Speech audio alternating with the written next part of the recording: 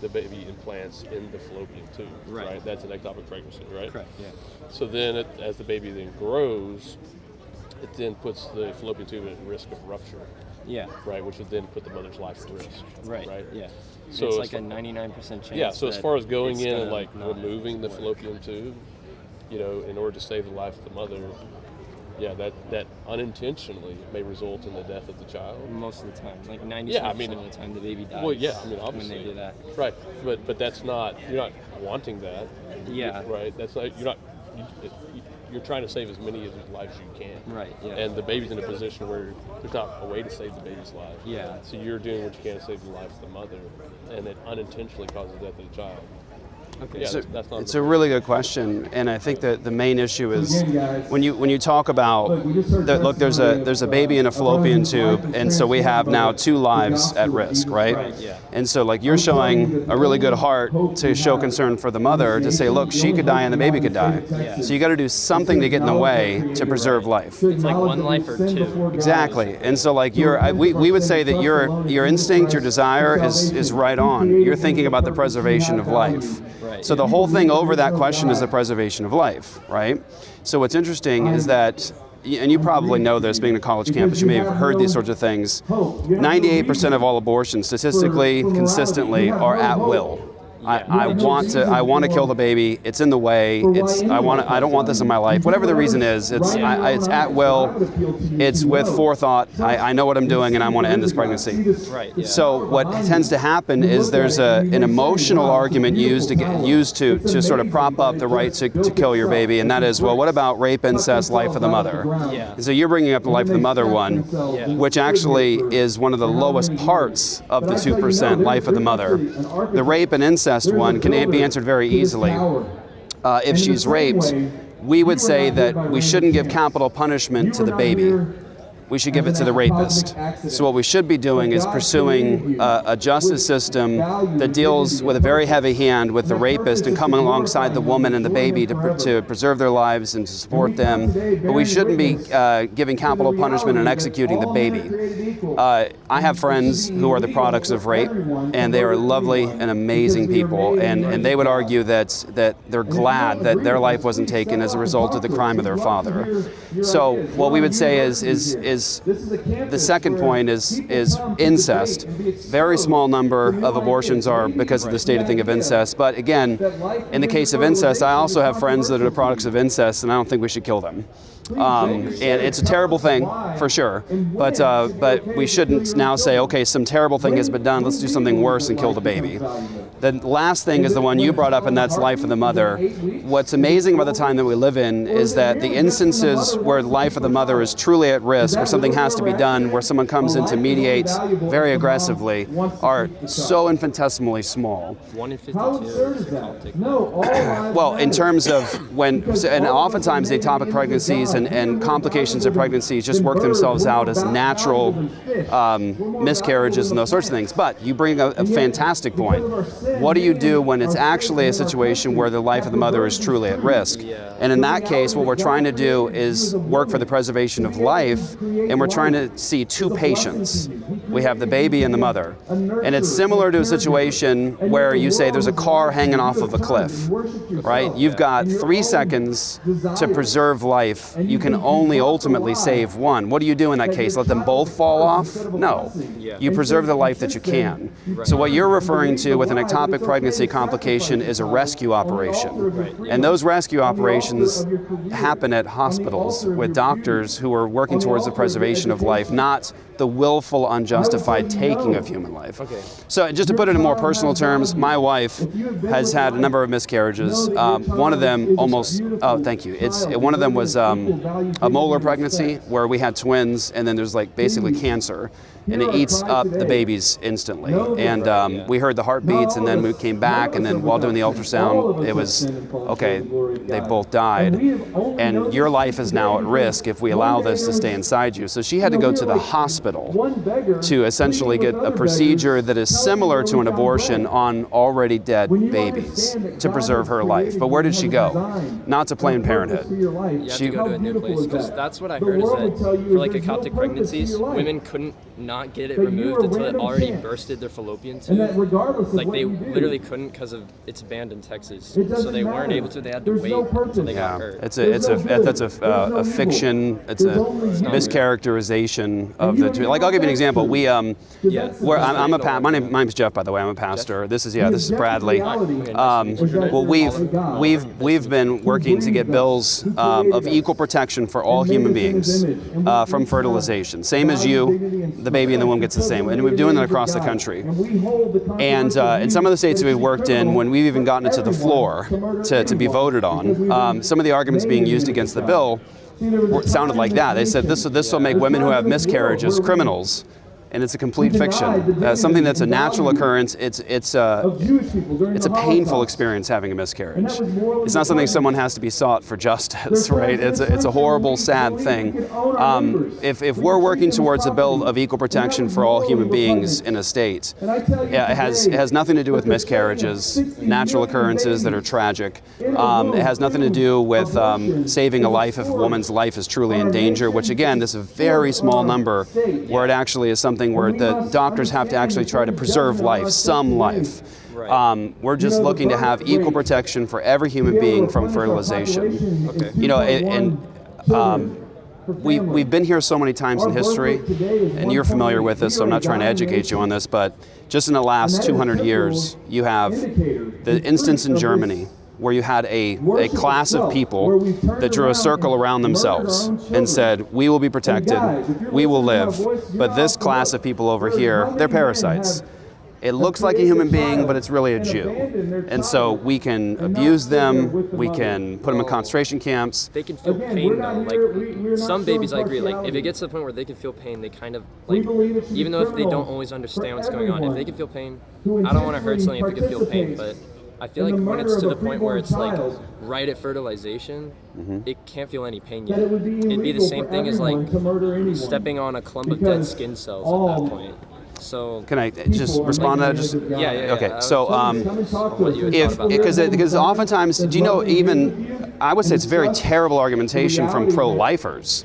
Pro-lifers will make that argument too. They'll say, well, the baby can feel pain, we have to like not kill it because it can feel pain, which is a contradiction of their own position. They say that it's human from fertilization, so either it's human or it's not.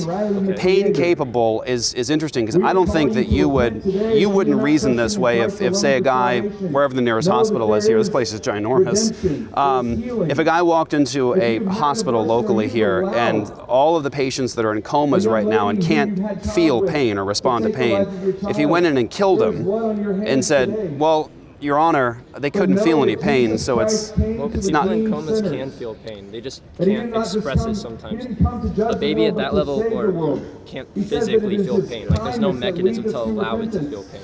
Well, so if we say that what makes you human is your ability to sense pain, feel pain, reason, have a working heartbeat, then what people can do then is start drawing circles around their class and say, well, we can kill these because it isn't reasoned as well. You can kill like disabled people, for example. You see it. You got it. You got it. So it's a question of like, for example, like one of the great things we have now. It's the same argument for veganism. Funny enough. Yeah. I heard a similar argument for veganism before. Yeah. Well, think about this. They like, can feel pain and stuff. Exactly. So we live in a time where because Christians and Christian abolitionists work to abolish the slave trade, worked so hard for that. Obviously a terrible war was fought and bloodshed, but it was because the Christian abolitionists worked so hard in the culture to say, hey, this is against God's word. He commands the death penalty for kidnapping and enslaving somebody. This is an evil thing. That black man is my brother. That black woman is my sister in humanity. We live in a time now where we all look back on that and say, what a wicked abomination. It's such an evil thing. And what we see about that is you can't say to that black man or black woman that you're less human than me. Right, yeah. He's a human being, I'm a human being. We look different, we have differences in our biological makeup in terms of more melanin, less melanin, those sorts of things, but we're fundamentally human, we're the same. So the argument against the slave trade is that's my brother, he's a human being. And what slave owners were saying is, well, yeah, I mean, technically it's the image of God, technically it's a human being, but it's closer to the level of the beast. You know, that's what they were saying. So what we're saying is that from all biological science and, of course, the biblical worldview, from the moment of fertilization, what you have is fully human. Like you probably, what are you studying here? Electrical.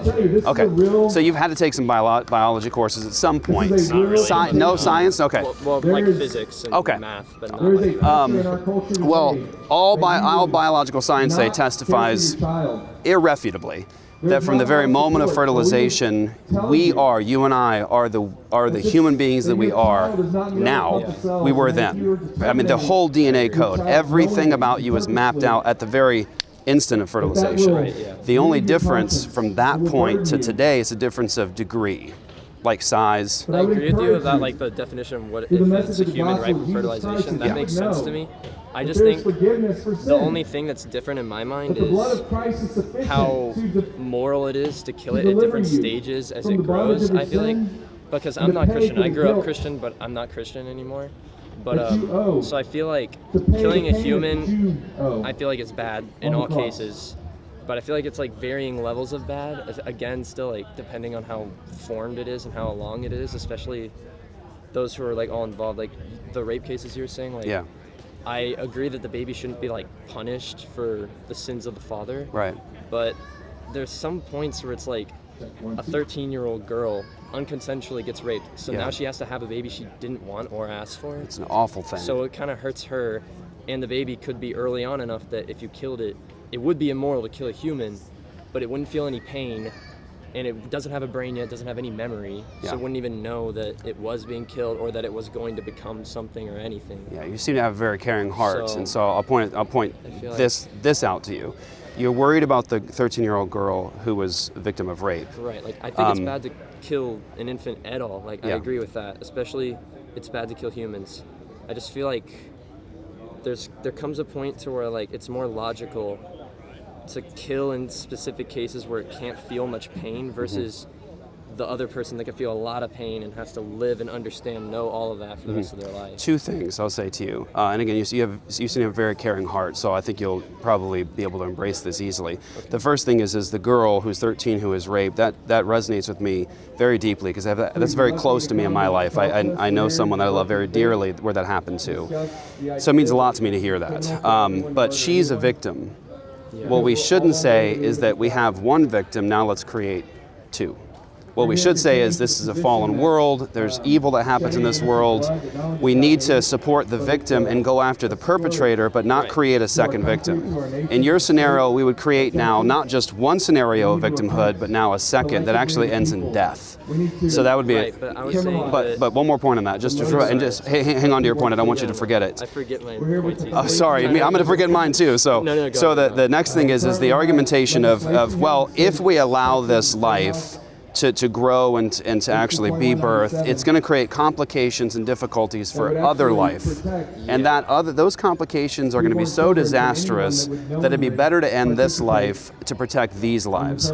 Same argument used in Germany and in every other instance in history, whether it's Stalin, Mao, Pol Pot, because you know what their arguments were? One was like senseless killing. Well, their arguments, think about this, their arguments of all those regimes of the last 100 years, atheist regimes, communist regimes, their arguments were these human beings are going to cause the rest of us to suffer. These human beings are going to complicate our lives, and so their justification was that very justification. We can kill them because them being around complicates the rest of our lives and will make our lives a disaster. Well, same argument. At that point, they can feel pain. They can't. Like that's a whole different class. I feel like. Well, what if we put them to sleep? What if we put them to sleep? And then kill them. The baby? No, other human beings. If we decide that we'll take a class of people and draw a circle around them and say that they're not worthy to live, but we'll show mercy and we'll put them all to sleep so they can feel nothing, and then kill them. Most of you know It's it not okay, in your biology class. I know you see it. I know you see I it. get what you're pointing at. It's just like the thing I agree. Like we shouldn't. Like I feel bad for the baby too. Like I'm not Why? trying to disregard that. Watch this. Why? I'm gonna probe on that for a second. Why? The architecture for Because you said it was bad. Yeah, I think But it's why is it bad? bad to kill anything that can feel pain and will have a future. And Why? that's what you're getting at, like that it'll have a future, that it would, And I would tell you that those that people, even if you put them to sleep, merely would because wake back up again God created and they'd us. have a That is future the again and main like want to be reason alive and do things. that But we if you have kill that, value. you're We're ending made in it, His which would be the image. same for a baby. That's Like why you we're kill more it and you end valuable its than future the- that it could the have. birds and But I feel like it gets to a the point where it's like animals and the fish, the like sea. she'd be and the 13 plants. giving birth, it'd mess Because up her we are body made a in the lot. image Some of God. 12, 13-year-olds can't literally give birth to a whole baby, and then We must she'd have to raise a acknowledge baby. For She can give it. She can give baby life. for adoption. I've adopted 3 children. Life Okay, begins yeah. at She can get it for fertilization. adoption.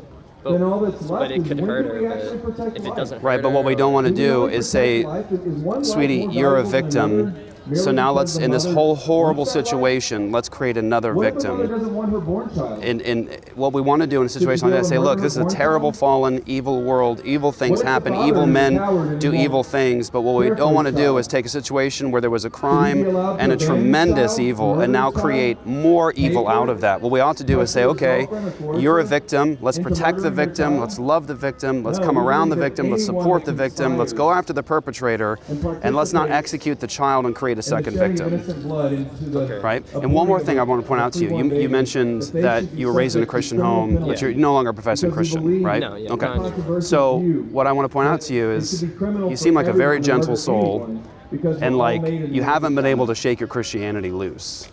I think Because that you're saying like I it's think bad to some kill. morals- It's bad to kill I humans. think some of my morals were probably shared from them from growing up where my parents were Christian and taught me things. Yeah. then you have I just no think purpose, you have no reason. some You should not even care what I'm saying. it's like I've read the because Bible, it's not the good whole or Bible, like bad. I was in the Or right VBS or stuff, wrong. Yeah. and all that. It merely Yeah. just And is. I feel like And if it, I think if it like is, Jesus' then teachings who were are good. you to Like tell me I what probably to say would be or friends what with to him do? if he was You alive have no now. basis I just for your values.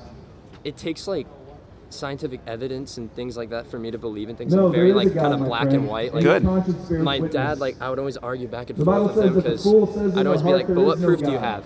And then he'd be like, oh well, when you're a father, you'll Romans understand. And I was tells us like, that- that's appeal to an emotion. Like that we what have proof do you strayed from have? Very God. good. And That none of there them are could ever those give who me any I'm sorry to hear that. like a profess the truth measured about God and proof. unrighteousness. at Well, all. let's try that for a That second, many would okay? go on I feel like to the worship Bible's and not serve good the proof creation either rather than the because Creator. there's a lot of That goes back discrepancies to- in the Bible. Like the back whole to what book I of was saying Exodus earlier, that isn't historical. many of None of you it happened. actually Really? believe Yeah, there's plant not life enough is more historical valuable evidence. than your Like own during the children. 40 years of wandering, when they're in that Believe spot, in you would evil. expect skeletons of things like from when they had camels, donkeys. Or You'd expect sin. pots, Mm. people And that had remember, died in it has that more time. value than Nothing. In the a entire like being. desert area, there's nothing. Let me ask There's you, no why record is of the the life of Egyptians a ever child enslaving the Israelites during that outside period of either. the You don't know about the It was most recent evidence that's shown evidence for the Jews in the land during the time of that particular dynasty under that particular pharaoh. Do you know that we have plenty of evidence of the Jews in that area in that particular dynasty, the exact one?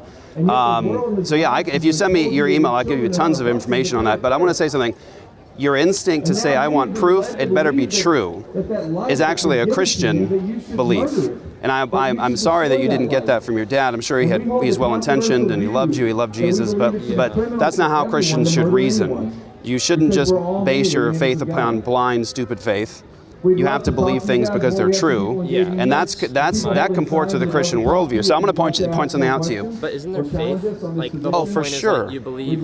So the definition of faith is like belief with a lack of Again, direct we- evidence. Nope. Sometimes. That's not a biblical definition.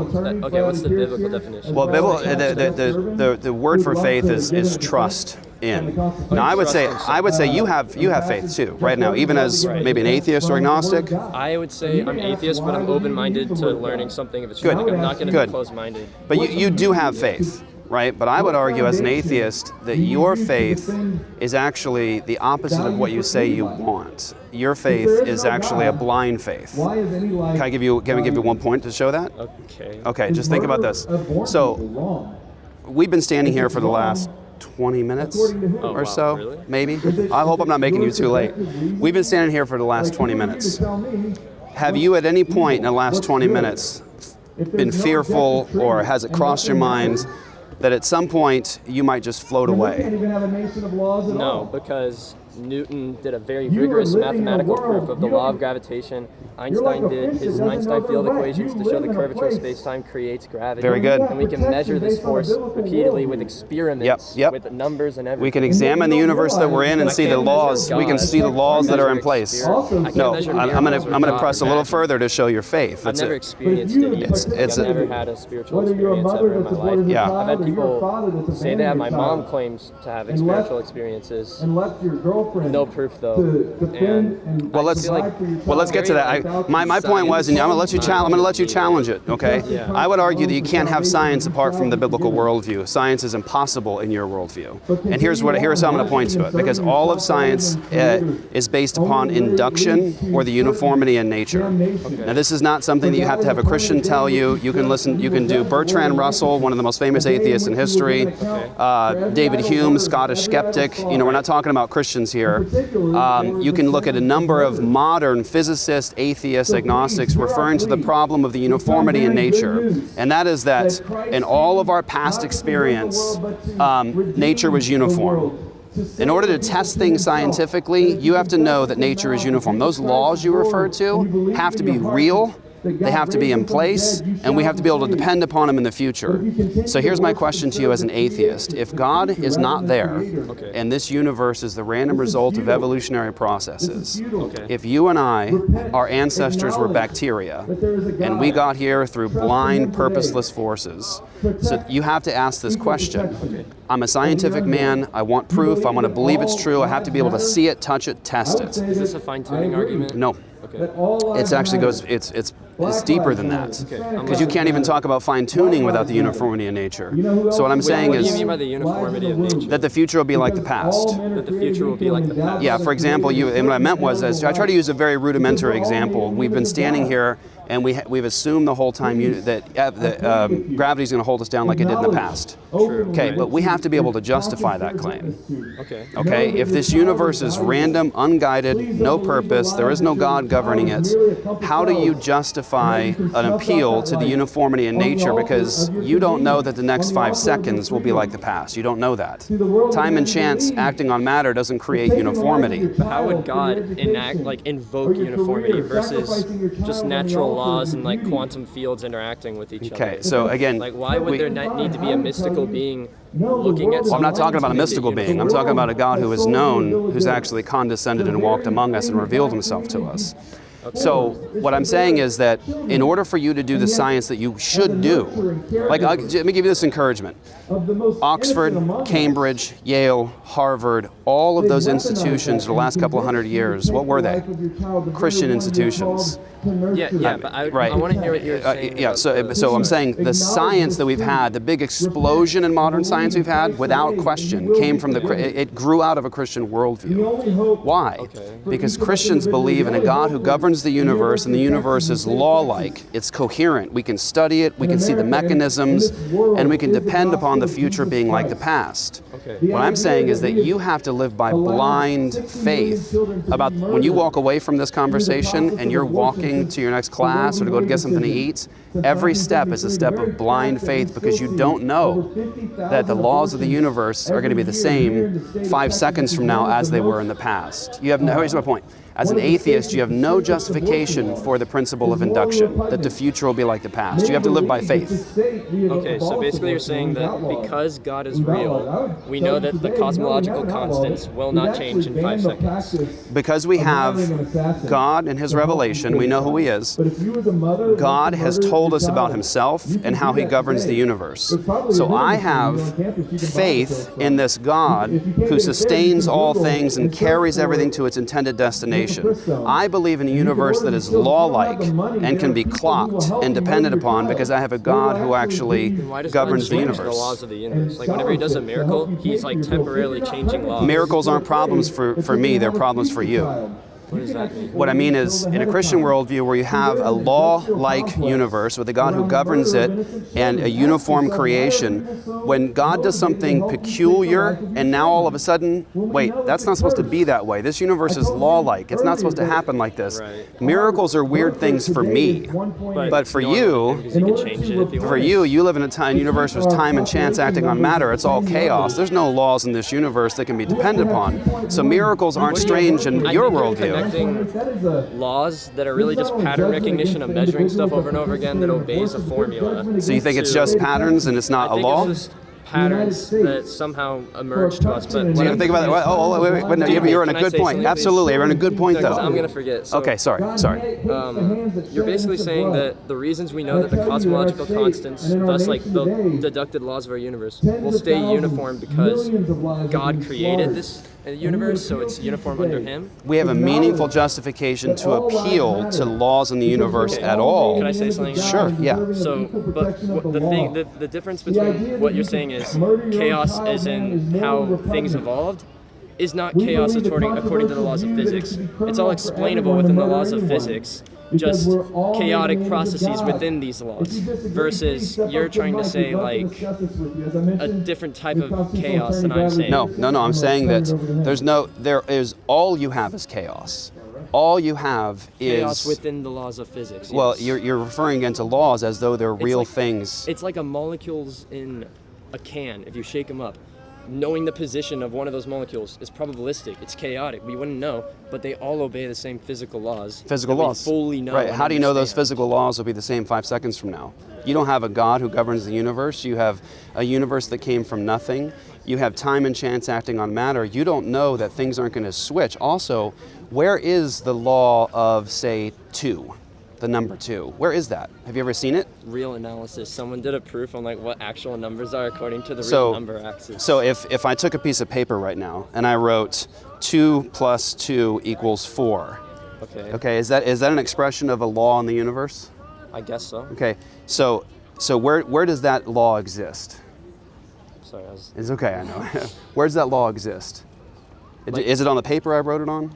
well, what are you asking for? Like, what do you mean by like? Where You're does that referring law to laws that exist in the universe. Okay, Now, I'm saying that's a yeah. Christian thing.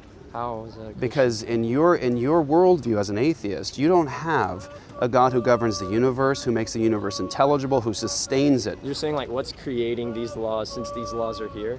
I'm saying the laws you recognize that are there and the mechanisms you recognize are there, we can observe them, we can use them, and in my worldview, they are a fixture. They're a part of creation, and they can be trusted. I agree they're a part of creation. In your but- worldview, they are not a fixture. They are not something that's sustainable. It's just something that might just be observed.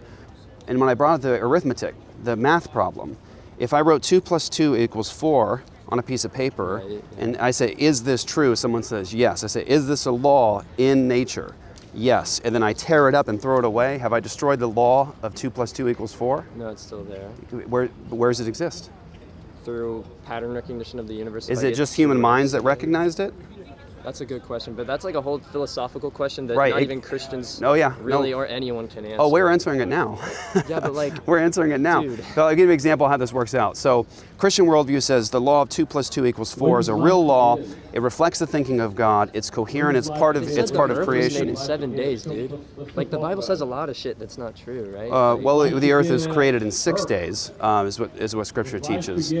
But let's not forget that you believe, if you reject Jesus, you believe that the universe came from nothing. Right, but I think that while That inorganic became organic.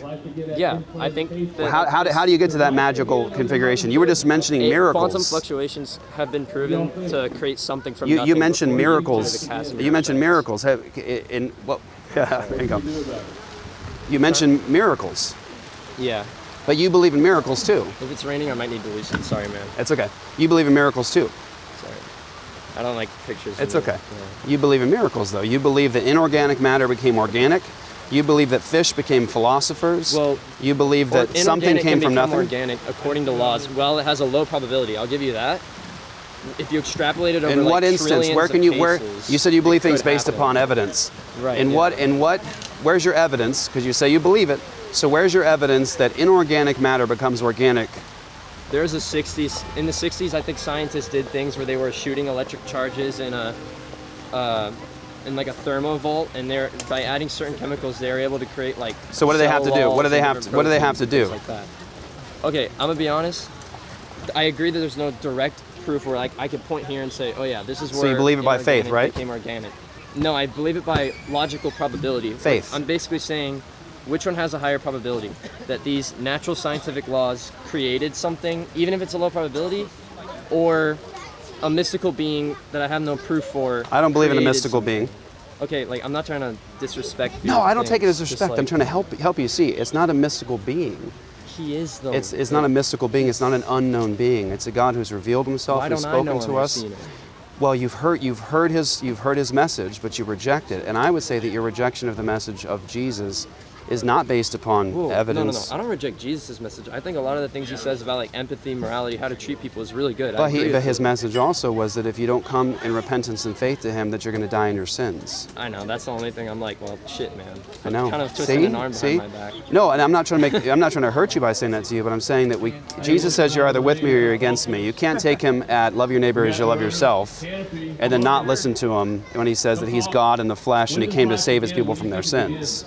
So either He's a liar, dude. He is either a liar and a fraud, or He is who He claimed to be. He doesn't let us put Him in a different place. Here's the thing is. Like, what if I told you right now I'm God? I would want you to prove it. Like, Or I feel like. What if I told you, you know what? I tell you to create a whole universe and to show me all of. I tell you to show me how quantum gravity works, and I tell you to. Let's show be me how to honest. do If all I of told you that. I was God, you would think I'm a nutter. Yeah. Rightly so. I would think and you if I would. told you that I'm forgiving your sins, you'd be like, what makes you think you have the power to do that? And I'm like, because I'm God, I can forgive you of your sins. You would think I'm crazy. Jesus said those things, that He was God and that He came to forgive sins. Right, yeah. Right? And so we can't take Him and say, I'm going to put you on the shelf and say, you're just a good moral teacher, because He said that He came to save His people from their sins. And so He's either nuts, or He's the greatest con man in history, or He is who He claimed to be. Okay, but like Muhammad said things like that. Well, Buddha didn't fully say things like that. He didn't say Muhammad it never was- said that he was God. Muhammad, and this is interesting. So Jesus comes. It's prophesied. Every detail about His life and ministry is prophesied hundreds of years before He comes, down to how He's going to die, where it's going to take place, when it's going to take place, hundreds of years. And I could demonstrate that to you. But then Jesus comes, dies, rises again, as was prophesied. Right. Hundreds of years later, someone named Muhammad comes along. Right. He heard stories from Christian tribes around him. He created this new revelation, the Quran, and he got information wrong. He heard things wrong. He changed the message of Jesus, and he said that he is the final prophet of Allah. Okay. And so what did he do, though? All he did was distort the Christian message, changed who Jesus says He was, Right. and He comes hundreds of years later. He says that. So Sorry for mine. it's Yeah, okay. I didn't So I'm saying it's so easy to it's not your fault. It's so easy to reject His message because you just have the original to go back to, and you go, yeah, you come hundreds of years later, you didn't even get parts of Jesus' life right. You obviously misheard something. You changed the story of Jesus. He said He wasn't the Son of God. He didn't die on a cross. He didn't rise from the dead. And you came like hundreds of years later. It's easy to see the nature of His revelation. It's completely fraudulent. Okay, I'll be honest, I'm still a little stuck on like the proof side of it. Sure, I feel yeah. Like it's just very difficult for me to believe it's something without proof. Even if what the morals of what they said are correct, I just can't buy everything they've said. Like, No, you shouldn't. I feel like That's how people Christians can say some think. things that are true and then lie about other things, or think something but they're wrong. Think about this, bro. Hey, come on over here. Think about this. You're asking a really great question. You are saying it has to be true to believe it. I don't want to believe things that are false. I want evidence for those things. Yeah. But or watch at least, this. highest probability I could give for the right answer. Okay, excellent. That's the way a Christian thinks, based upon a biblical worldview. Watch. Not from my Let's do this. I know you probably run into some Christians that haven't thought through these things. There's no question some Christians haven't thought through their faith. They haven't dug into these things. Let's do two platforms for a second. You're standing on a platform of atheism. Okay. I'm standing on a platform of the Bible, the biblical worldview. Okay. In your platform, you believe in a universe that is unpurposed, unguided. Our ancestors were bacteria. The universe is not controlled. And mine, I believe we're in the image of God. God is good. There are laws in nature. There are moral laws that are absolute, that God governs the universe and controls it.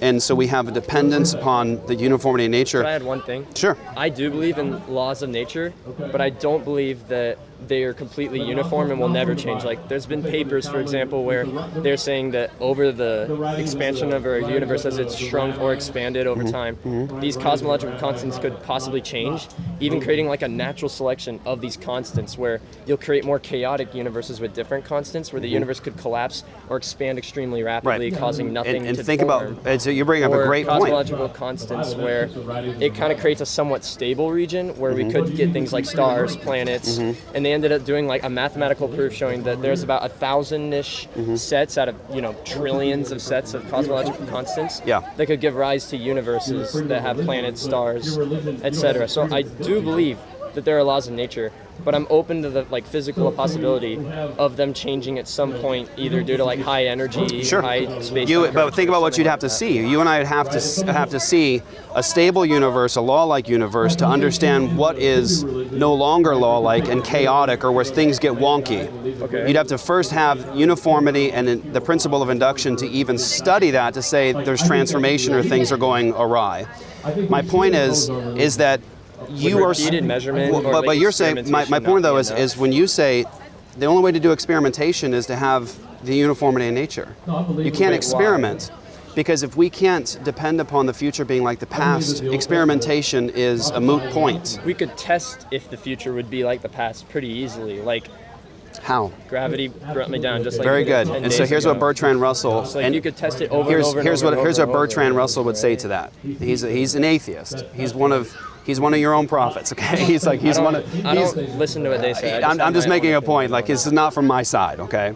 So Bertrand Russell, really well respected atheist in history, great atheistic philosopher. Okay. And he has a book, Problems in Philosophy, and he talks about the principle of induction. And basically, he would say to what you just said, he would say, that's nonsense, that doesn't answer the question, it doesn't justify it. He says, you can't say, well, the future will be like the past because, look, I just did that, and I did it 1,000 times. I only know because the instant after I just did it, and then it could change theoretically. In the future. Right. He says, I want a justification for how we know the future will be like the past. He says, because all science depends upon it.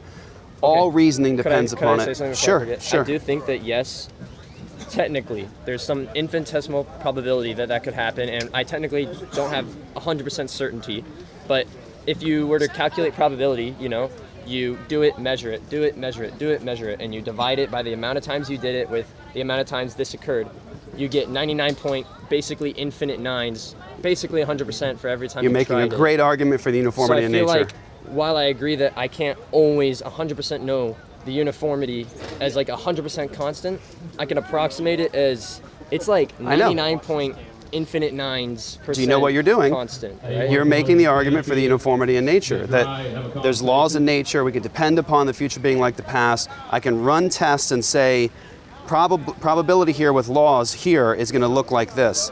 Okay. Now, all of that gets thrown away the moment you do the work, because you don't know that the future is going to follow that. Okay. So how would So my point is this, ready? You care about truth. Okay, yeah. You believe that nature is law-like and that you can depend upon the future. I agree. All of that militates against what you're standing on. You believe that your ancestors were bacteria, that this universe is time and chance acting on matter.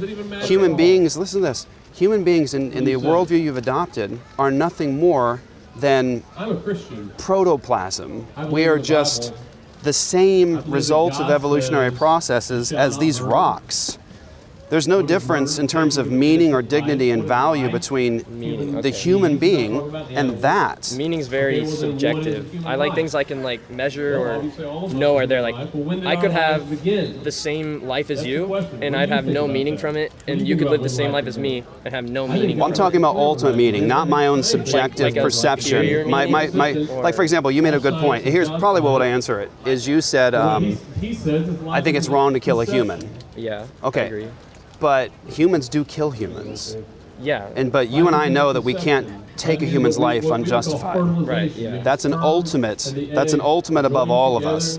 It doesn't matter what that guy says. I believe I can kill this guy. No, the ultimate is above you. It is not just a subjective thing where we got together and decided we think it's wrong to kill humans. It is something that stands above all of us. Okay, so are you basically saying that our morality that emerges from us has to be coming from something else? Because there are animals that exhibit altruism between each other to kind of survive as a pack, right? Like, if you kill your buddy, you'll have less people helping you fight off predators, so you're more likely to die. Right. Like, that can even be explained chaotically and like evolutionarily. So what I'm saying is that it's based upon an ultimate objective outside of all of us, the very character of God and His own revelation. I don't think it's outside of all of us. I think it's no. I mean, from a Christian perspective, the ultimate is something that exists outside of me. It exists outside of my desires, my wants, my subjective, desires and pursuits or whatever. It's something that's above me. It's ultimate. Okay. And so when we talk about humanity from a biblical worldview, you and I have meaning that's inescapable. Okay. Because you are in the image of God. I'm in the image of God. They're all in the image of God. And so they have meaning and value apart from even my own perception of it. That was another thing about Christianity I was confused by. They say we have meaning, but then what's the meaning that God made for us? Because He's like this grand God. We're like specks on a petri dish to Him. He could wipe away the whole universe and do it again. And everything we do is only within this universe. You nailed it. So you we nailed can't it. do some greater thing Oh my gosh. for God. Basically, the purpose of us being made is God's amusement. Nope. Or like just for God. It'd be like me making little bacteria in a petri dish and then somehow communicating to them that if they're nice to other bacteria, that when they die, I'll take their little bacteria souls and put them in like pure heroin moral, basically, for like unlimited dopamine. Well, that's if that were true, that'd be a really weird perspective. That's not the Christian worldview. Okay. It's heaven's joining God, right? It's not like or is it a heaven is not just a place. It's a person. It's God and God's presence. And you asked probably the most important question of all: what in the world is His purpose in creating us? And the answer to that, according to Scripture, is to glorify God and to enjoy Him forever. So He made us to worship Him? So He made us to enjoy Him, to delight in Him, to be enjoyed by God. And the craziest thing, you made a good point, we are so infinitesimally small in this universe, why would God care? And that's just the glory of the gospel, is that God creates these images of Himself, these people to reflect His glory and to know Him and to enjoy Him forever. And we've all rebelled against Him and hated Him. We hate His ways, we hate His governance, we don't want His word, we want our own ways, we want to seek our own pleasure and our own gods. We hate Him.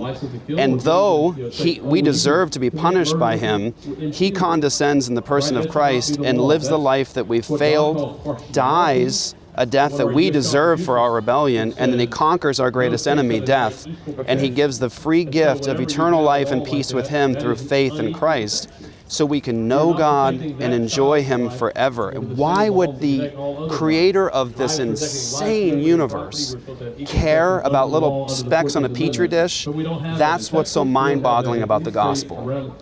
Okay, I kind of can understand what you're saying. It's like how a father would give birth to a son. He doesn't have to do it for some greater reason, like for the son to avenge him or something. He can just do it because he wants a relationship with him, even if the father's much more intelligent and has much bigger things to do. So, okay, that kind of answers my question. But what I'm still confused about is why you're saying uniformity, I'm still like not seeing a proof in God. Like I'm seeing like proof. What I'm saying is, His word is I'm saying, ready? Here, maybe this will help. You're helping me to understand what you're articulating. Let's seek it together. The proof of the Christian God is apart from Him, you can't prove anything.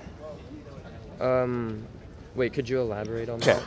The proof of the Christian God is that apart from Him, you can't prove anything. Okay. What is required for proof? Laws of logic, Right, yeah. uniformity in nature, Okay. ethical obligations not to lie about the proof. Okay. Right? So if I came to you right now and you said, hey, prove God to me, and I just invented something fictional, Yeah. and you're like, dang, that's a good proof, and I'm like, yeah, and I'm lying to you, The entire time. that's wrong. Yeah, I It's agree. absolutely morally wrong. I agree. All proof requires laws of logic, principle of induction, and ethical obligations not to lie. Okay. I Okay? agree. Yeah. That doesn't comport with atheism and only comports with the Christian worldview. So if you don't start with God in the question, you can't prove anything at all. Okay, but how does... Okay, so I agree that... Well, here's the thing is, what are you defining as a God for this? And why would you need a God? Not a God. The true and living God who's revealed himself. This whole thing just feels like very in history. Illogical to me. I'm really trying Doesn't matter. It doesn't matter. Comprehend Illogical things aren't a problem in an atheistic worldview. Have you ever seen a law of logic? Yeah. Where? Discrete mathematics. No, laws of, I said, a law of non-contradiction. Where's that exist? What? Wait. Okay, dude, I'm really trying. No, I know. I'm trying to show you. If you have a worldview that's all material, matter and motion, nothing is spiritual, nothing transcendent, right? Nothing immaterial. Okay. You can't appeal to immaterial laws in a universe that's matter and motion. Why? Well, where's the law of logic?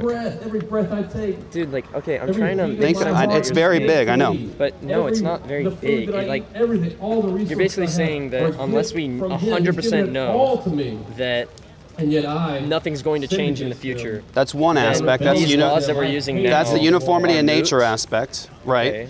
It means you can't justify an appeal to them in the future. You can't justify an appeal to nature being uniform. But we're on the laws of logic question right now. I'm showing you this. Without Jesus, you can't prove anything. With your worldview, you can't justify everything you're doing. What I'm saying to you is this, and I mean this with as much love as I can give to you. You are showing that you depend upon God right now for every moment of your life. In order to live your life, you've got to secretly depend upon the God that you know is there.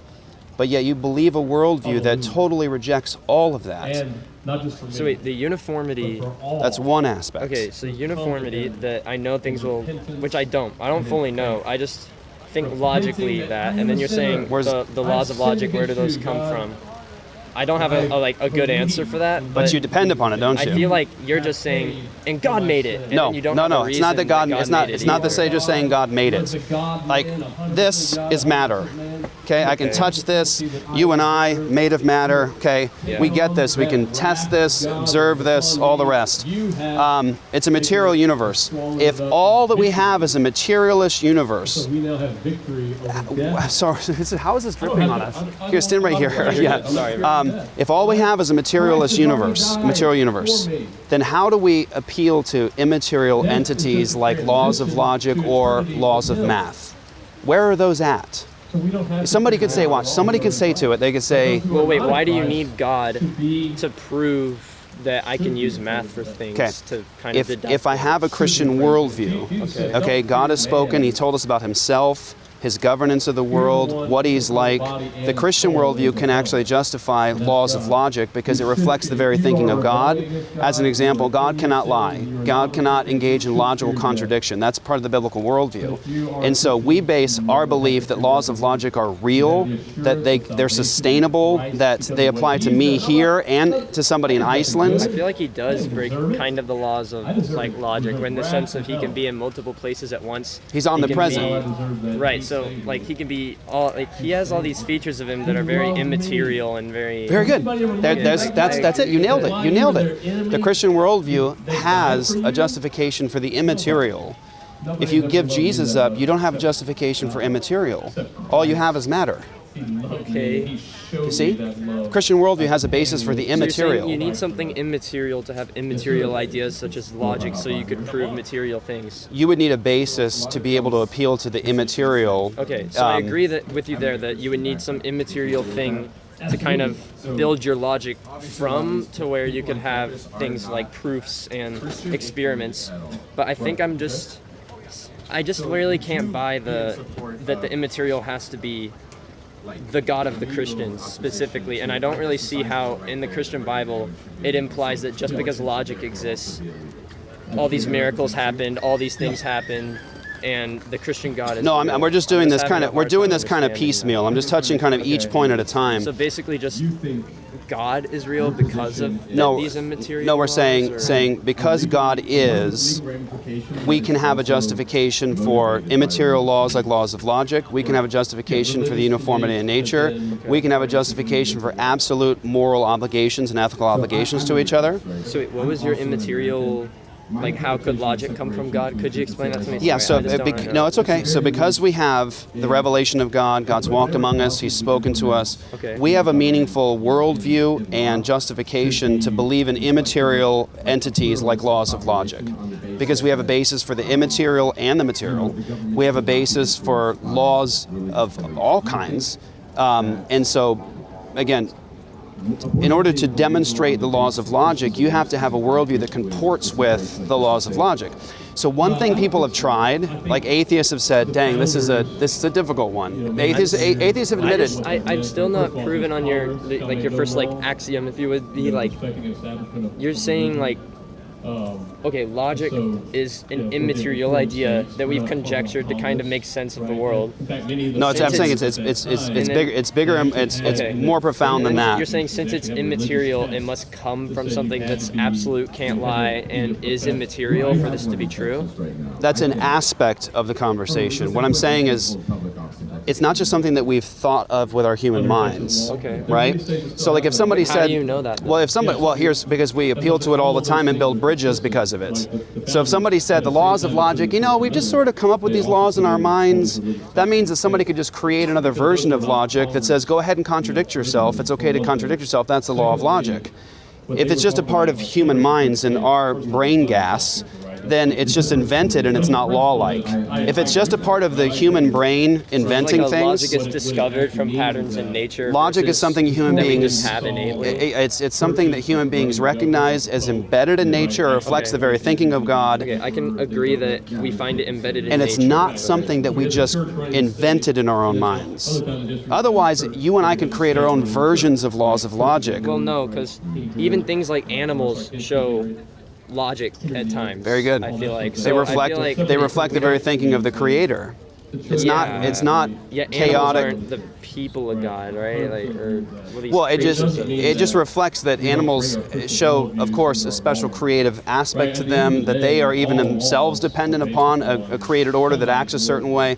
My point is, and this is the point, just for you to think about. You checked your phone. I don't know if you have to go. Yeah, sorry. Okay, so no, I don't want to get you in trouble or make you lose a class or something. But the proof of the Christian God is, apart from Him, you can't prove anything.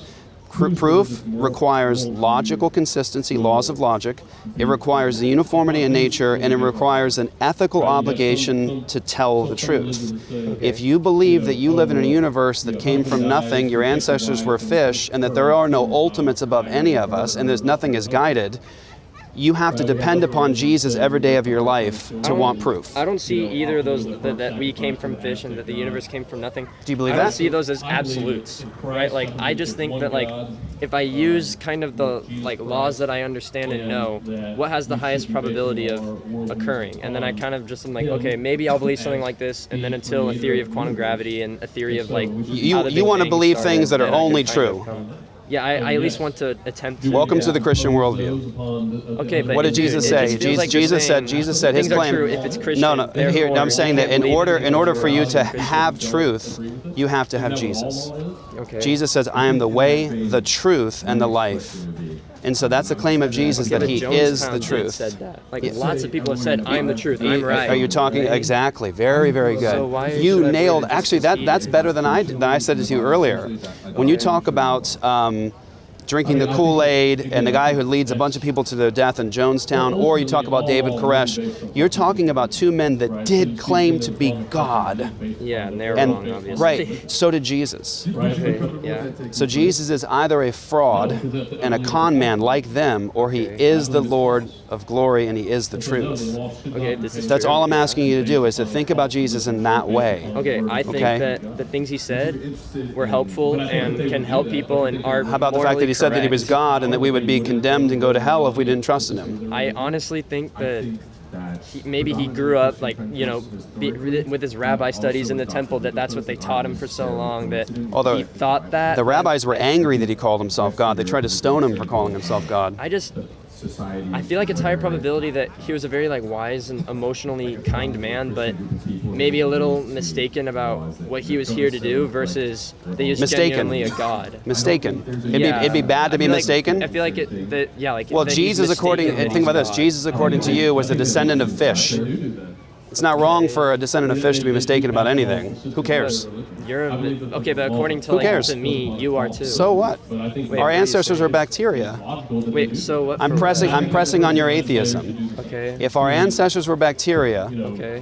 then someone being mistaken isn't a problem. There's no ultimate. Yeah, there's no ultimate. It's okay for him to be mistaken. So- I just think it's a little not fair for him to lead people Fair? into something. Justice matters? Yeah, because there's people that have like ended their lives early. fighting for things being Bacteria ought martyrs. to hold to justice? No, I just think that I don't want to hurt anything. Why? Is there I just value? feel like maybe I think of different perspectives. Does this It doesn't anger you? have to be. I mean, maybe you killed some like ant or Right. something. But does it bother you that I do that to this matter? No. So what if one evolved piece of matter causes the bloodshed of another? What meaning is there in that? I guess in the grand scheme of things, nothing. There you go. There's your atheism. And you won't live that way. I know you don't really. See, Because I'm not gonna hurt people. I'd go to jail. you haven't been able to shake your Christian faith loose yet. I know you're not a Christian, I feel like that's just but you haven't been able to. morality for the sake of altruism. You Not could not express an it as that, atheism. too. Not an atheism. But like even in the sense of altruism and like you can come Altruism up with a is logical altruism is reason. meaningless for the descendants of bacteria. No, it's not, because if cells could find a way to bunch together, then it'll be bigger, so it'll have a higher So? chance of survival. Bigger. When Why don't we little why don't we kerosene the whole anthill? Wait, what do you mean? Well, Wait, you're can I talking. finish? Yeah, sure. I was saying like it's more like the reason why organisms kind of evolved from bacteria, as you say, is that which one has a higher chance of winning? A single cell versus a single enemy cell, or 10 cells that bunch together versus one? Sure. And then if one of those cells wants to eat one of those other ones, and they kill it really fast so it doesn't let it, or if all these cells kind of like don't want to attack each other when they fuse to each other, it has a higher chance of surviving. So And so ones you're that acting don't like do life. that- You're acting like life is valuable enough to be concerned with it surviving.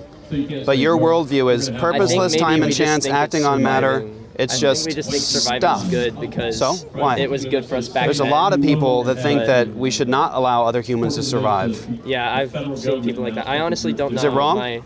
Like, what do you mean not allow others to survive? Like, Well, that we there's should, I mean, dude, you know this. I mean, there's so like, many euthanize instances. ourselves, like, Yeah, there's stop having instances. humans? There's instances in the last 100 years. I brought up Pol Pot, Mao, Right. Stalin. They believe that these people shouldn't survive. Hitler did the same thing. Yeah. The Green River Killer, Ted Bundy. You know, a number of different serial killers. They just figured out who the Jack the Ripper was, and which I think is amazing. They did it through DNA analysis. Wait, really? Yeah, dude. They just thought found they out didn't they this couldn't week. discover them. This Wait, week. really? Yeah, he was Okay, a I should Polish. look that up. He was a Polish barber in London. They, Barber? yeah, Polish barber. Because And apparently he showed signs of like anatomically knowing. we were just talking about this last night. Do you know that barbers used to? This is a total tangent. Did No, you know you're that good. barbers used to have like they needed like a low-level medical kind of degree interesting. because they would do sort of like basic level medicine stuff Oh, so in the that's where he barber knew shop. where to get. Okay, that's Yeah. interesting. Okay, So sorry. they found it because they had some old because that was only the end of the 19th century that he was doing that. Yeah. They found some of the articles from some of his crime scenes where they've had them. London has them, and they did DNA analysis and they put it into the system, and they found his descendants through Ancestry.com kind of stuff. Yeah. And they found his bloodline, and they were like, well, he was a suspect. The Polish barber was a suspect, but they never caught him. Anyway, they found him. okay. Where I don't even know where we were at now. Where were we at? You were saying that we kind of go like back and forth. On, No, it's like, okay. little things, I but just wanted to. I think I'm still oh, back at no, the this point this where- is the point. Okay, yeah. I'm saying to you that God says that we all know Him. Okay. Okay, we Why all. don't I? Well, you do. And here's what I'm saying. I just need to see. Or here's what I'm feel saying. Something that's Here- like real. Here's what I'm saying. You demonstrate every day. This is what I'll leave you with. You demonstrate every single day of your life, every breath, every moment. When you walk away from here, every single step is going to be showing you that you know the God that I'm talking about. You're dependent upon Him every moment of your life in your ethical claims, in your dependence upon the laws of logic, the laws of math, the laws of gravity. You're dependent upon Him in every breath and every single move. Your problem, I would say, is the same as me before Christ. It's not a lack of evidence or light from God. It's that we're sinners. We don't want Him. We rebel against Him. Well, no, I want to know the truth. So if God's real, I would rather be Christian for that sake, just to know, to believe in what's true. Like, I don't want to reject something just because, oh, it doesn't let me jack off and smoke weed. Like, that's stupid. Like, I want to, if I believe in something, I want it to be because it's true. Remember a moment ago when I said you're going to be dependent upon the Christian God? You're going to violate your atheism every step.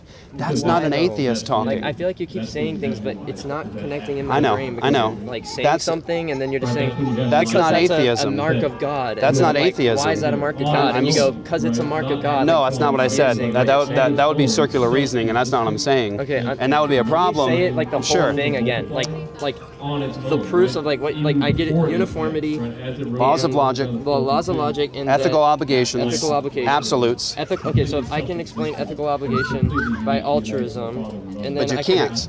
Okay, not with atheism, because you got to do it with atheism. Because there's a higher probability of if I stick together of surviving than if I go by myself. But that's irrelevant in atheism. We're just protoplasm in a universe that doesn't care about us. Our ancestors were bacteria. Right, but things that want to survive are more likely to survive versus things that don't want to survive. Here's my answer with atheism. Ready? I'm going to use atheism. So what? It's bacteria. Yeah, I agree. In the grand scheme of things, it doesn't matter. But there you go. This little thing, this is why we stay alive. That's the end of it, though. Yeah, we stay alive because of impulse. You just said it. Okay. All you have is impulse. You don't have absolutes. So when the man rapes the woman, all you can say as an atheist is, well, we find that uncomfortable now. It's not absolutely wrong. In the grand scheme of things, what he does to rape her is not really wrong. We're just uncomfortable with it for today. We've decided for now that we don't like that. That's atheism. Proof of that, bro? I will give you atheist ethicists saying exactly what I'm saying. As an atheist, in the grand scheme of like, well, the whole universe, we're all gonna die, and that it doesn't matter. I agree, but while we are alive, there you go. We have a limited experience. So I feel like it's at least most logical to make that experience as pleasurable as I can for others. Logic, than it would be to hurt dignity, value, and others. So you gave all that up. You already gave it up. Okay, wait, one question. So if morality comes from logic, is what you're saying? Morality can kind of come from logic. So you're saying essentially that logic cannot exist without God. Why are these things like, because basically the uniformity and the morality can kind of go back to logic if you explain it in the right way. So they're all interconnected.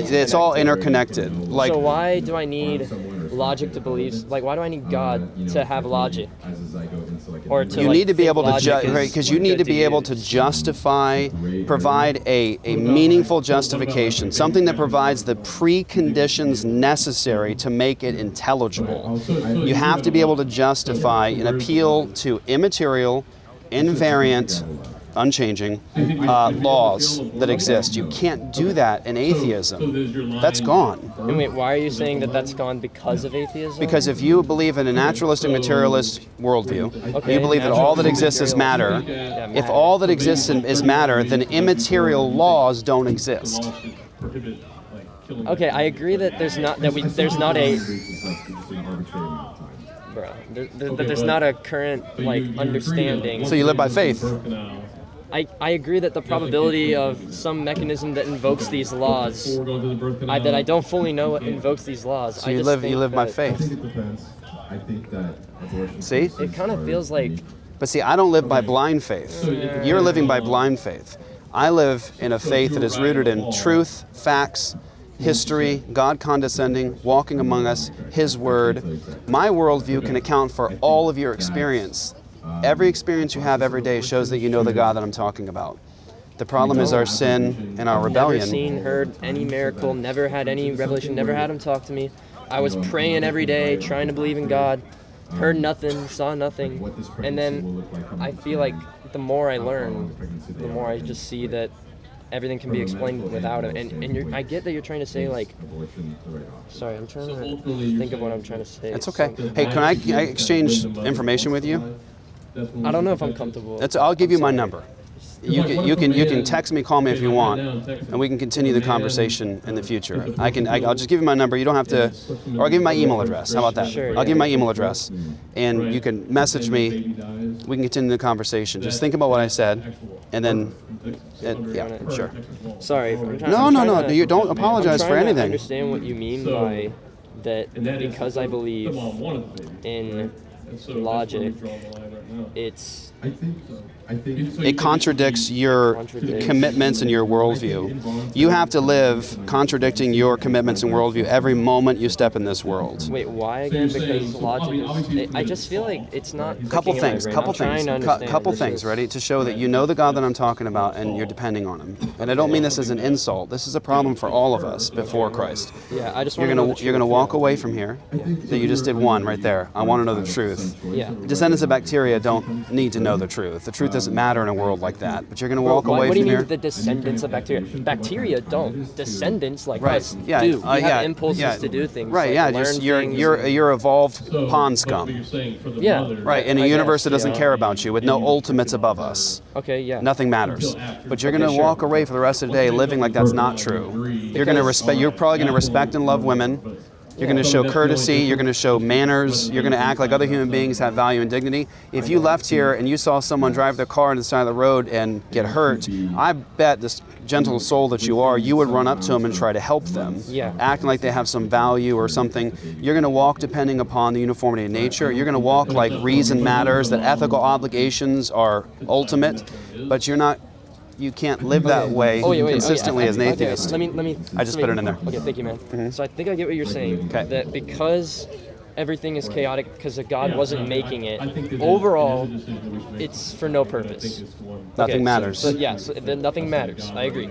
And then you're saying, but because I want to help others and things like that, that proves that I at least think that it does matter. You're secretly depending upon God. Wait, how am I secretly depending upon God? Because just you're because violating I'm, mistaken that it you're matters? violating your own professed commitments. Your commitment, you already said it a minute ago, is in the grand scheme, it doesn't matter. Rape is not an absolute evil. In the grand scheme of things, abusing other human beings is not an absolute evil. That's atheism. You're not being inconsistent there. That's atheism. That's nihilism, not atheism. Well, that's nihilism is a part of atheism. It's the logical conclusion of atheism. Nihilists aren't being inconsistent, they're being consistent. I feel like I'm trying to You don't want to be a here's nihilist, the thing, but that's is, the conclusion even of as atheism. an altruistic logic, right? If I hurt a woman for no reason, I go to jail. If I don't, I don't. So I feel like So if we punish people, I just don't want to make their the base, limited time on Earth not as pleasurable for no logical reason. So it's valuable. So again, it comes back to logic. I feel like you're saying the reason we have logic is... The ethical obligation, it goes beyond logic. The ethical obligation is something that is absolute, ultimate. Why? Like, how do you have proof for that versus like an argument saying that it Watch, comes from can I show you? altruism? Can I show you? Okay. From a Christian perspective, with God's revelation of his own character, his word, his will, his law, human beings as image bearers of God, I can say that when a man kidnaps, brutally rapes, and dismembers a woman, that is absolutely morally wrong, ultimately. Okay. You so can't. Here's the thing. I think our definitions of this is wrong. Like, you're trying to show me rules that work in your like little box. Sorry. It's okay. My No, don't box, like, apologize. it doesn't convert correctly because you're basically saying, since I think humans being created, all that was an accident, and that this whole universe is just an accident. It could be like multiple universes being created like every second where all these things happen. But You might have misunderstood me. I just Like- more basic than that. More, just make it simpler. wait, can I say Okay, this? sure, So, sure. you're saying like nothing matters in the grand scheme of things. Thus, doing something that hurts another person right now doesn't matter in the grand scheme of things. No, it doesn't matter now or in the grand scheme of things. It doesn't matter at all. Now or in the grand scheme. It is literally morally irrelevant. I think that the reason why I feel like it does matter right now is purely because of my human nature. Purely just because You I feel that evolved to way. be altruistic. But guess so what? The I rapist want doesn't- To really do the that. rapist But in doesn't- the grand scheme of things, I agree. Like, it sounds so bad to say because I I feel know like it everyone does. would be like, "Oh, how could you?" But I agree in the grand scheme of things, nothing matters. Not being good or bad matters. I agree. Like, I think that's true. Got you to the logical conclusion of your atheism, and you don't really believe it, and you won't live that way. Yeah, because I think that Because you know the God that I'm talking about. Even if someone's alive for a little bit, I want to give them as pleasurable as an experience as I can while they're alive. Like an abortion? Before they die. Whoa, no, not an abortion. But do you see the argument for it? You just made a compelling argument for the abolition of abortion. Even if the human being is alive for a moment, we want to give them the most protection and preservation of life. So welcome to the club. Okay, you got it. Okay. I'm just giving you a little jab there to think about that. Okay, I agree that like. But we should give them make it that. simpler. Make it simpler. Okay. you're standing on atheism, I'm standing on biblical revelation in God's word. I can call the kidnapping and rape and dismemberment of this woman absolutely morally evil. And all this is going to be on You camera. can't. No, and I'm not saying you believe it. I'm saying you don't really believe it, but your atheism forces you to say that.